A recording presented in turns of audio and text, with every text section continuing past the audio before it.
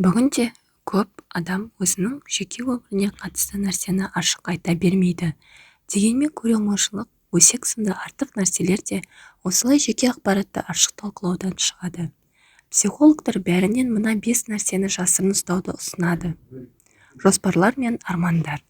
Кейде жоспарларымыз ішке сыймай бөліскіміз келеді. Сондай сәтте психологтар өзіңізді ұстауға кеңес береді. Егер жоспарыңызды қатты айтқыңыз келсе, онда оны орындалған мақсат арман ретінде көрсетуді ұсынады. Жоспарды айтып қойған кезде, оны орындауға деген талпыныс бірден азайып кететінін айтады.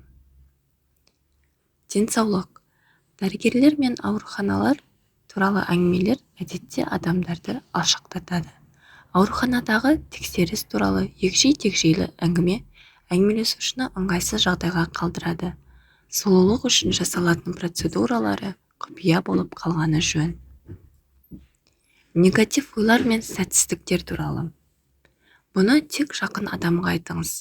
Алыстан араласатын енді танысқан адаммен мұны талқылаудың қажеті жоқ. Қайырымды істер. Жасаған жақсылықты айтуға болмайды. Айтқанның өзінде қайырымдылықты бөліскен жөн. Бірақ мақтануға болмайды.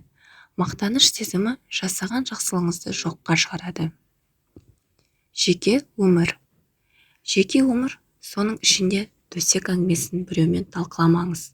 Ол сіз бен серігіңіздің жеке өмірі.